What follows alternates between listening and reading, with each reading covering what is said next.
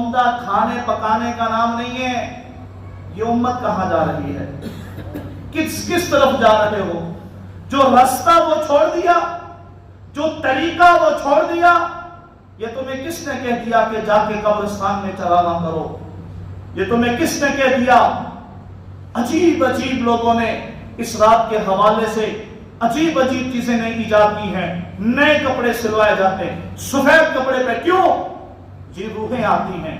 اللہم صلی علی محمد فی اول کلامنا، اللہم صلی علی محمد فی اوسط کلامنا، اللہم صلی علی محمد فی آخر کلامنا. واجب الاحترام، قابل صد احترام، معزز مکرم محترم بھائیوں بزرگوں، عزیز ساتھیوں دوستوں، شعبان المعظم کا مہینہ رواں دواں ہے. آج 14 شعبان کی تاریخ ہے. آنے والی رات 15 شعبان کی ہوگی. اسی مناسبت سے چند باتیں شعبان المعظم کی فضیلت کے بارے میں آپ حضرات کے سامنے عرض کرنا ضروری سمجھتا ہوں. اللہ رب العزت نے جناب پاک نبی صلی اللہ علیہ وسلم کو اس امت کے لیے بہت سی نعمتوں سے نوازا ہے، اور پیغمبر علیہ السلام کی برکت اور رحمت اور دعاؤں کے صدقے اللہ رب العزت نے کچھ ایسے موقع اس امت کو عطا کیے ہیں، کچھ ایسے لمحات اللہ رب العزت نے اس امت کو عطا کیے ہیں کہ جو لمحات بہت ہی قیمتی ہوا کرتے ہیں. جمعۃ المبارک کا دن بڑا قیمتی دن ہے اور بڑی ہی بزرگی والا شان والا دن ہے. اسی طرح لیلۃ القدر کی رات وہ بھی بڑی قیمتی رات ہے، جس کو قرآن نے بڑے احسن انداز میں بیان کیا. اسی طرح شب جمعہ کی رات ہے، اس کے بھی بڑے فضائل ہیں. اسی طرح شعبان المعظم کی جو 15ویں رات ہے، جس کو شب برات کہا جاتا ہے، یہ بھی اللہ رب العزت نے اس امت کو انعام اور تحفہ عطا کیا ہے. جناب نبی کریم صلی اللہ علیہ وسلم کی برکت سے اللہ نے اس امت کے ساتھ انتہائی نرمی اور شفقت والا معاملہ رکھا ہوا ہے. وگرنہ میں سمجھتا ہوں جو ہمارے اعمال اب اس موجودہ دور میں ہیں کہ پل پل پر گناہ انسان کر رہا ہے، ہر طرف گناہ ہی گناہ نظر آ رہے ہیں. اگر ہم اپنی زندگی کا احتساب اور محاسبہ کریں تو میں سمجھتا ہوں کہ ہماری زندگی کا 80% جو ہے وہ دورانیہ وہ گناہوں میں گزر رہا ہے. 20% جو ہے وہ انسان بمشکل اللہ کے احکام اور پیغمبر کے طریقوں کو پورا کرتا ہے. اتنی بڑی نافرمانیاں کرنے کے باوجود بھی اللہ ہمارے گناہوں پر پردہ ڈال رہا ہے. اللہ اس امت کو ذلیل نہیں کر رہا. اللہ نے کسی امتی کے چہرے کو مسخ نہیں کیا. اللہ نے کسی امتی کے پیشانی پر اس کے گناہوں کی لسٹ بنا کر نہیں لگائی. کیا وجہ ہے؟ خدا کی قسم یہ میرے نبی کا صدقہ ہے کہ ہم اس نبی کے صدقے ہم اپنے گناہوں سے چھپے ہوئے ہیں. اگر ہمارے گناہ ظاہر ہو جائیں تو کوئی شخص اس منبر پر بیٹھنے کے لائق نہیں ہوگا. کوئی کسی کو دیکھنا گوارا نہیں کرے گا. ہمارے گناہ اتنے بڑھ چکے ہیں. کون کہتا ہے کہ میں گناہ نہیں کرتا؟ کوئی بندہ دعویٰ کر ہی نہیں سکتا کہ مجھ سے گناہ نہیں ہو رہے. ارے ہم تو کسی کو یہ بھی نہیں کہہ سکتے کہ یار تم ہماری طرح دین پر چل پڑو، کیونکہ ہمیں پتہ ہے کہ ہم کتنا دین پر چل رہے ہیں. ہمیں پتہ ہے کہ ہم کتنا شریعت کو فالو کر رہے ہیں. ہمیں پتہ ہے کہ ہم کتنا قرآن کو اپنے سینوں سے لگائے بیٹھے ہیں. ہمیں پتہ ہے کہ ہم اللہ کے احکام کس انداز سے اور کس طریقے سے پورے کر رہے ہیں. ہمیں پتہ ہے کہ ہم کون سا فرض چھوڑ رہے ہیں. ارے وہ تو نبی کی جماعت صحابہ تھی، وہ تو نبی کے مقدس ترین شخصیات، قرآنی شخصیات صحابہ تھے جو دعوت دیتے تھے، جو بیان کرتے تھے. کوئی گھنٹوں کی گھنٹے دعوت نہیں ہوتی تھی، کوئی لمبی چوڑی تقریریں نہیں ہوتی تھی. ایک صحابی دعوت دینے جاتا تھا، ایک جملہ کہتا تھا. جملہ کیا تھا؟ وہ جملہ یہ تھا، لوگوں کن مثلی، او بھائیوں میری طرح ہو جاؤ کامیاب بن جاؤ گے. یہ صرف صحابہ کہتے تھے. ہم کسی کو نہیں کہہ سکتے. کیوں؟ ہمیں پتہ ہے ہم گناہوں کی دلدل میں پھنس چکے ہیں. یہ تو میرے اللہ کا کرم ہے جس نے ہمارے گناہوں پر پردہ ڈال رکھا ہے. یہ تو میرے نبی کی دعاؤں کا نتیجہ ہے. یہ تو میرے نبی نے جو رات کو اٹھ کر کے تنہائی میں اس امت کے لیے آنسو بہائے تھے، آج ان آنسوؤں کا بدلہ ہم اپنی آنکھوں سے دیکھ رہے ہیں. آج میرے نبی کی اٹھے ہوئے ہاتھ دعاؤں کے لیے، آج دعاؤں کی قبولیت جو ایک یقینی عمل ہے ہم اپنی آنکھوں سے دیکھ رہے ہیں. اللہ نے اس کے باوجود بھی اس امت کے ساتھ وہ نرمی کا معاملہ رکھا ہے. اللہ نے اس کے باوجود کہ امت گناہوں کی دلدل میں پھنستی جا رہی ہے، امت گناہ پر گناہ کیے جا رہی ہے، امت نے نبی کا راستہ چھوڑ دیا، امت نے نبی کا طریقہ چھوڑ دیا، امت نے نبی کا سلیقہ چھوڑ دیا، امت نے نبی والی زندگی چھوڑ دی، امت نے اللہ کے احکام توڑ دیے، امت نے اللہ کی فرض کی ہوئی چیزوں کو دھتکار دیا. لیکن اس کے باوجود اللہ نے اس امت کے ساتھ نرمی کا معاملہ کر رکھا ہے. اسی معاملہ جات میں سے اللہ نے یہ رات عطا کی ہے جس کو شب برات کہتے ہیں. یہ ایسی مقدس رات ہے. بعض مفسرین نے سورہ دخان کی نزول کی سبب یہ رات بتائی ہے. سورہ دخان نازل ہوئی، حامیم والکتاب المبین، قسم ہے اس کتاب کی جو واضح ہے. انا انزلناہ فی لیلۃ مبارکۃ انا کنا منذرین، ہم نے اس قرآن کو نازل کیا ایک ایسی مبارک رات میں اور ہم ہی ڈرانے والے ہیں. فیہا یفرق کل امر حکیم، اور یہ ایسی رات ہے اس کے اندر فیصلے کیے جاتے ہیں، اس کے اندر مضبوط فیصلے کیے جاتے ہیں. یہ وہ رات ہے نامہ اعمال پیش ہوتا ہے، یہ وہ رات ہے زندگیاں لکھی جاتی ہیں، یہ وہ رات ہے رزق لکھے جاتے ہیں. ایسی بھلائی کی رات اللہ نے عطا کی ہے.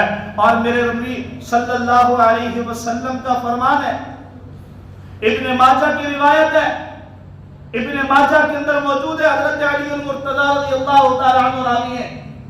جناب نبی کریم صلی اللہ علیہ وسلم نے فرمایا کہ جب 15ویں شعبان آ جاتی ہے، رسول اللہ صلی اللہ علیہ وسلم نے فرمایا کہ جب 15 شعبان ہو جائے، قوموا لیلہا فصوموا یومہا، رات کی تنہائی میں اٹھ کر کے اللہ کے سامنے قیام کیا کرو اور اگلے دن کا روزہ رکھا کرو.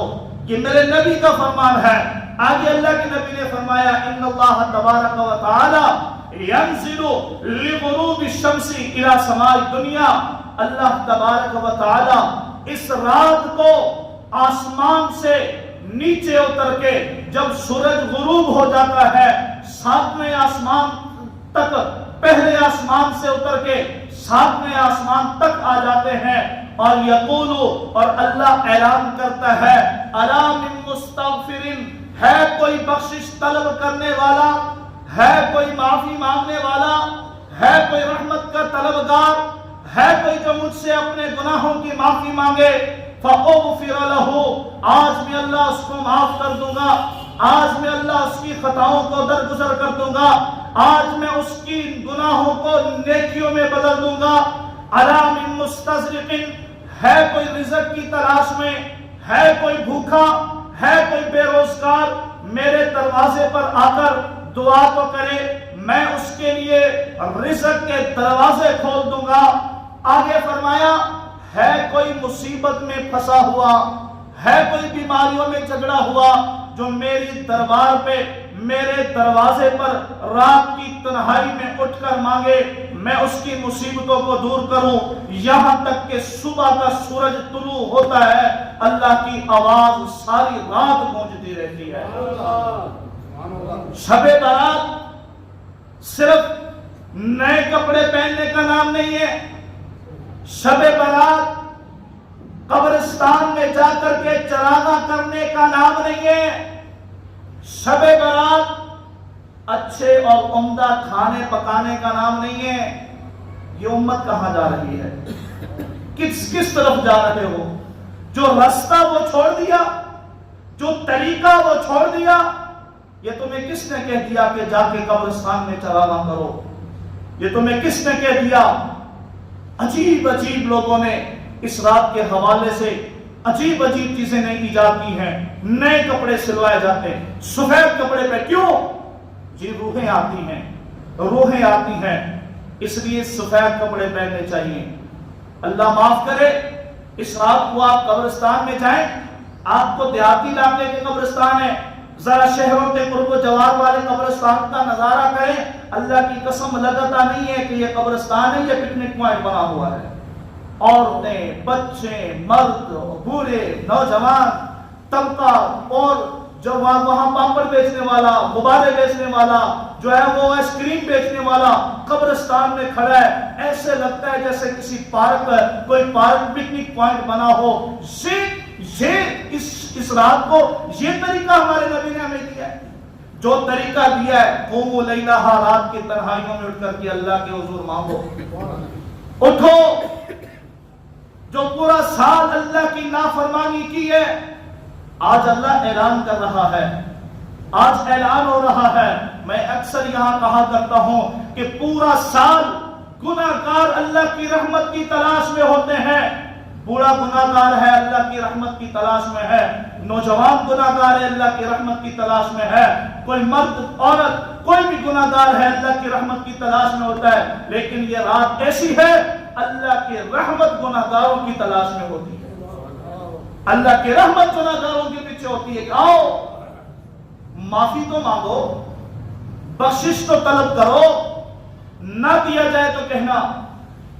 ہمیں ہر کسی کی زبان پر یقین آتا ہے، میں اکثر کہتا ہوں ہمیں ڈاکٹروں کی زبان پر یقین ہوتا ہے، شوگر بڑھ رہی ہے میٹھا نہیں کھانا، میٹھا بند کر دیں گے، بلڈ پریشر ہائی ہو رہا ہے نمک نہیں کھانا، بند کر دیں گے، چکنائی والی چیزیں نہیں کھانی، گھی بند ہو گیا، تلی ہوئی چیزیں بند ہوگی۔ پوچھنے والا پوچھتا ہے بھائی یہ کیوں بند کر کے بیٹھا ہے؟ چینی بھی حلال ہے، گھی بھی حلال ہے، یہ سب حلال چیزیں تو اپنے اوپر کیوں؟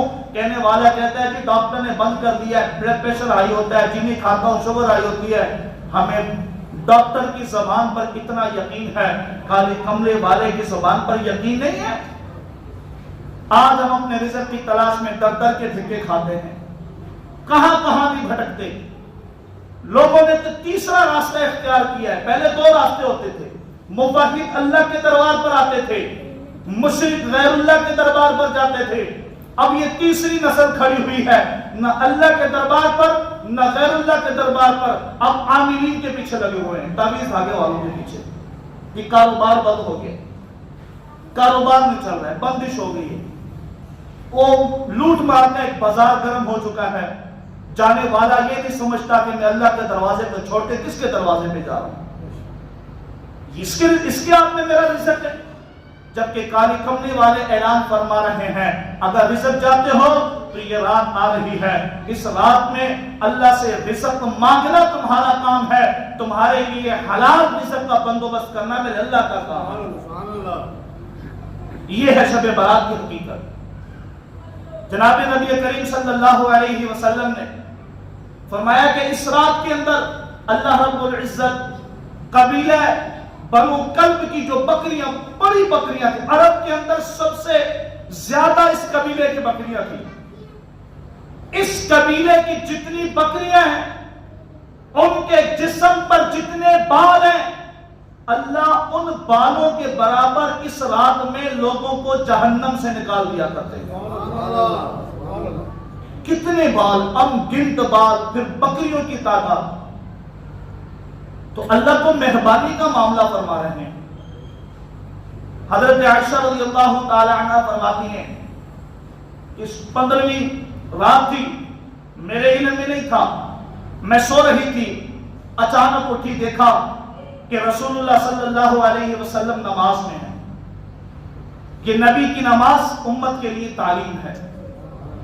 میرے نبی نے کوئی رات کو چراغا نہیں کیا ہے، اور کسی صحابی نے بھی نبی کے بعد یہ رات کو چراغا نہیں کیا ہے.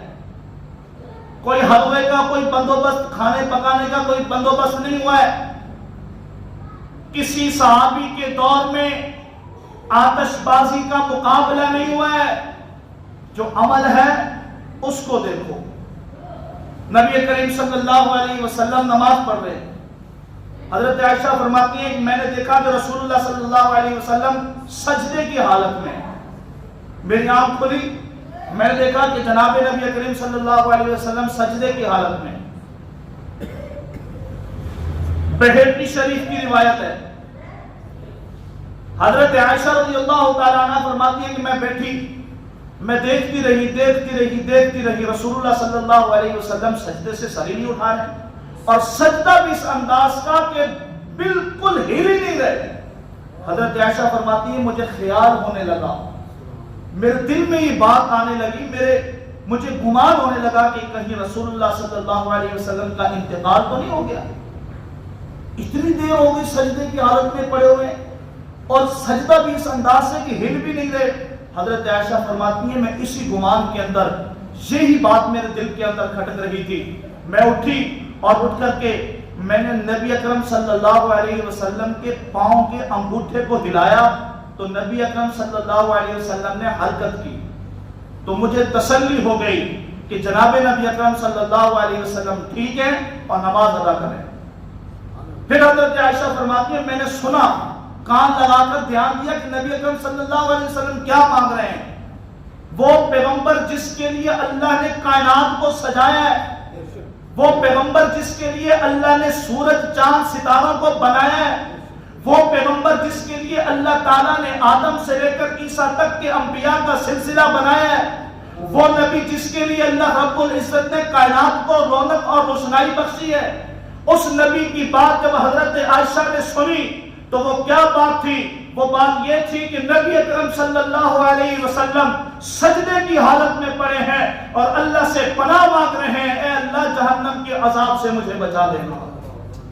نبی ہیں، دونوں جہانوں کے سردار ہیں، امام الانبیاء ہیں، خاتم الرسل ہیں، فخر کائنات ہیں، وجہ کائنات ہیں، لیکن اس کے باوجود اللہ سے جہنم کی خلاصی مانگ رہے ہیں. وہ نبی بن کر کے خلاصی مانگ رہا ہے، میں امتی بن کر کے ایسے آزاد گھوم رہا ہوں جیسے مجھے جہنم میں جانا ہی نہیں ہے. یہ طریقہ ہے شب برات جو آج امت بھول چکی ہے. اس کے علاوہ اور بھی اللہ کے نبی نے بہت ساری دعائیں مانگی، اللہ سے رحمت طلب کی، بخشش، اللہ سے بخشش اپنی پیش کی. حضرت عائشہ فرماتی ہے کہ جب جناب نبی اکرم صلی اللہ علیہ وسلم اٹھے، میں نے عرض کیا یا رسول اللہ آج اتنی لمبی نماز اور اتنا طویل سجدہ؟ جناب نبی صلی اللہ علیہ وسلم نے فرمایا کہ عائشہ تجھے پتہ نہیں ہے آج 15 شعبان کی رات ہے. اللہ رب العزت خود آسمان دنیا میں آ کر اعلان کر رہے ہیں، ہے کوئی مانگنے والا میں اسے عطا کروں، ہے کوئی بخشش طلب کرنے والا میں اسے معاف کر دوں، ہے کوئی رزق مانگنے والا میں اس کو حلال رزق عطا کروں. عائشہ جو اس رات میں اللہ سے مانگتا ہے اللہ سارے گناہوں کو معاف کر دیتا ہے. یہ نبی کا طریقہ ہے. اس رات کے اندر نبی بھی سجدے میں ہیں، ابو بکر بھی سجدے میں ہیں، عمر بھی سجدے میں ہے، عثمان بھی سجدے میں ہے، صحابہ بھی سجدے میں ہے، اولیاء بھی سجدے میں ہے، اتقیاء بھی سجدے میں ہے، اللہ کے حقیقی بزرگ اور ولی وہ بھی سجدے میں ہے۔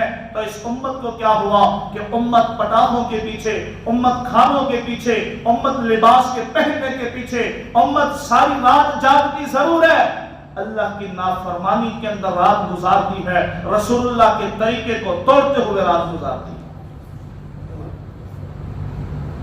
آج اس امت کا یہ حال ہے، آج ہمارا یہ حال ہے کہ ہم نے شب برات کی حقیقت کو پس پشت ڈال دیا ہے۔ رسول اللہ صلی اللہ علیہ وسلم سجدے میں ہیں، حضرت عائشہ رضی اللہ تعالی عنہا دیکھ رہی ہیں۔ میں نے کہا میں اور آپ سجدہ کریں تو ہمارے سجدے کی گواہ زمین بنے گی، ہم اور آپ سجدہ کریں تو یہ جبین گواہ بنے گی، کوئی سجدہ کرے تو مقتدی گواہ بنیں گے، کوئی سجدہ کرے استاد اور شاگرد گواہ بنیں گے، کوئی سجدہ کرے تو پیر اور مرشد گواہ بنیں گے، لیکن میرے نبی صلی اللہ علیہ وسلم کی سجدوں کی گواہ اگر کوئی ہے تو وہ ماں عائشہ صدیقہ رضی اللہ عنہا۔ اور دو راتیں، ایک شب برات ہے، ایک شب معراج ہے۔ شب برات نے عائشہ کو صدیقہ بنا دیا اور شب معراج نے ابو بکر کو صدیق بنا دیا، اللہ نے تقسیم کر دی۔ اور ایک حدیث کے اندر جناب نبی کریم صلی اللہ علیہ وسلم نے فرمایا کہ اتنی بڑی بابرکت والی یہ رات ہے، لیکن اس کے باوجود 6 ایسے شخص ہیں جن کی اس رات کے اندر بھی کوئی بخشش نہیں کی جائے گی۔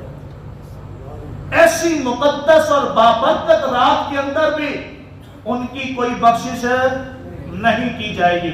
پہلا شخص اللہ کے ساتھ شرک کرنے والا، اس کی کوئی بخشش نہیں ہے اس رات کے اندر، اس لیے کہ ان الشرک لظلم عظیم، شرک بہت بڑا ظلم ہے۔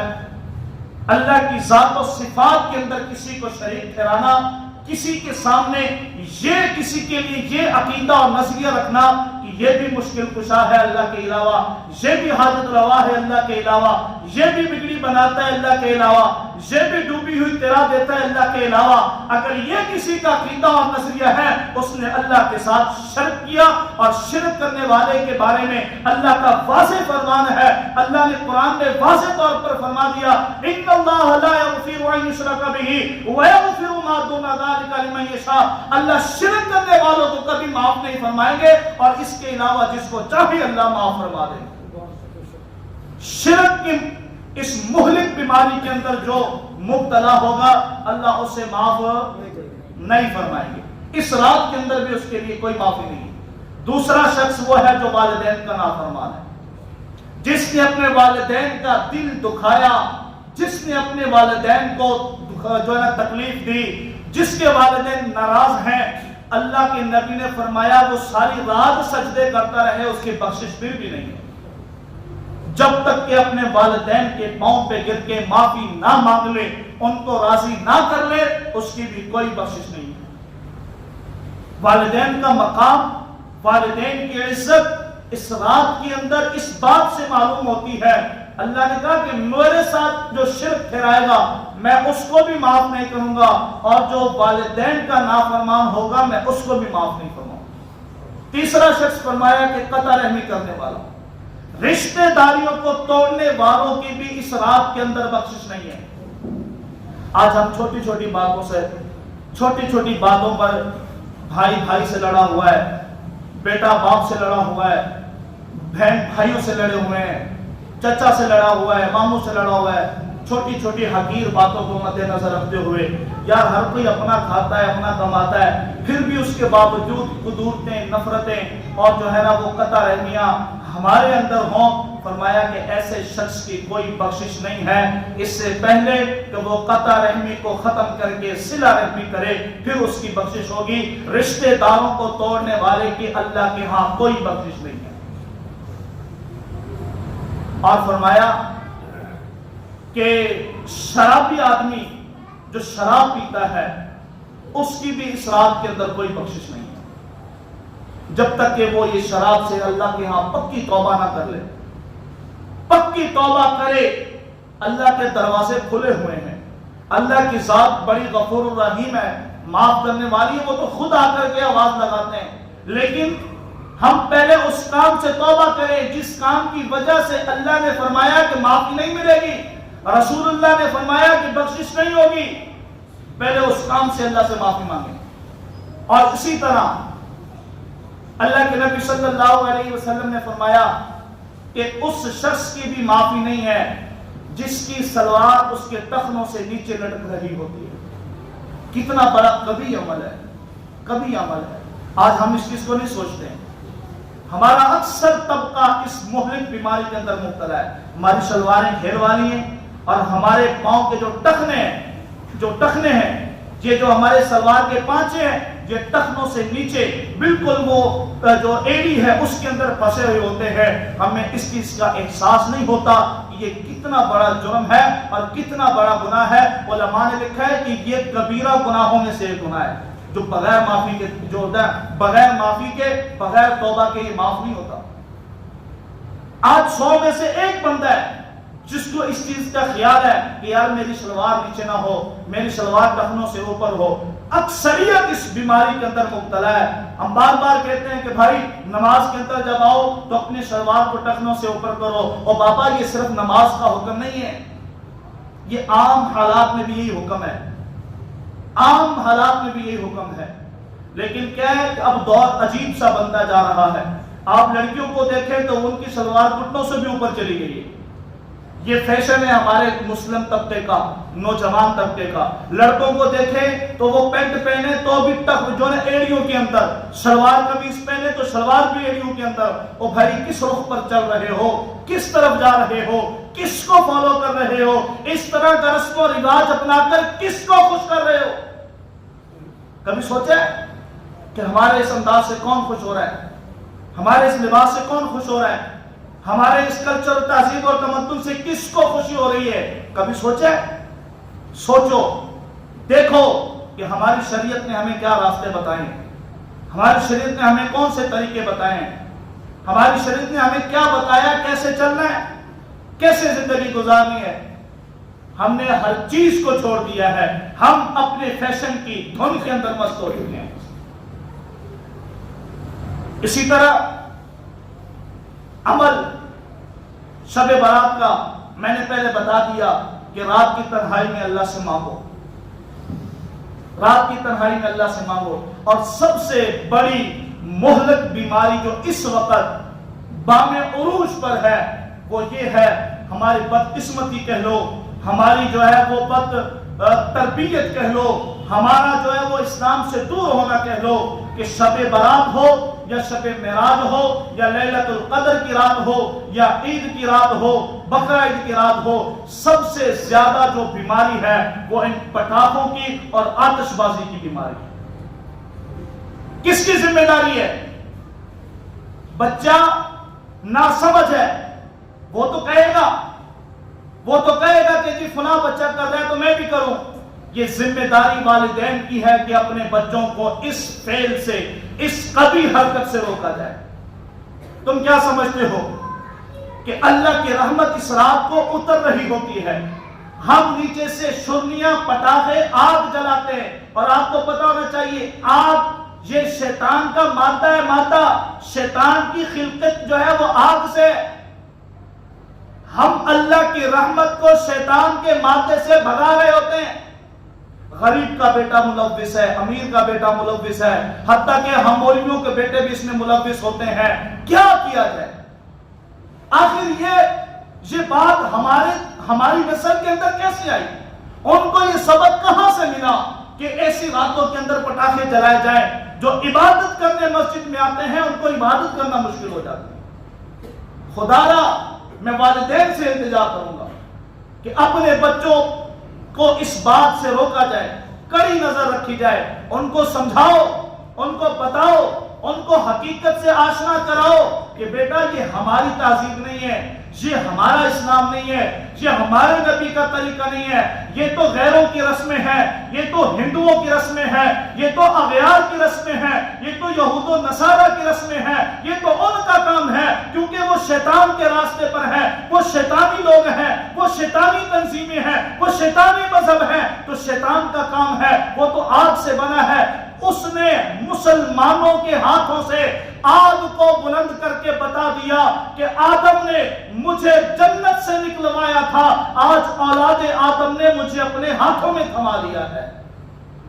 وہ تو بدلے لے رہا ہے، وہ تو چن چن کے بدلے لے رہا ہے۔ آدم نے، میں نے اس کو سجدہ نہیں کیا تو مجھے جنت سے نکال دیا گیا، لیکن آج اولاد آدم کو دیکھو، اپنے ہاتھوں سے مجھے بلند کر رہے ہیں، اپنے ہاتھوں سے میری خلقت کو اللہ کی طرف اچھال رہے ہیں، آسمان کی طرف اچھال رہے ہیں۔ خبردار، باز آ جاؤ، اس کا شریعت اور اسلام کے اندر کوئی جو ہے وہ خوشی کے طریقے ہیں جو اسلام اور شریعت نے ہمیں دیے ہیں، بس اس سے ہٹ کر کے کوئی طریقہ نہیں ہے۔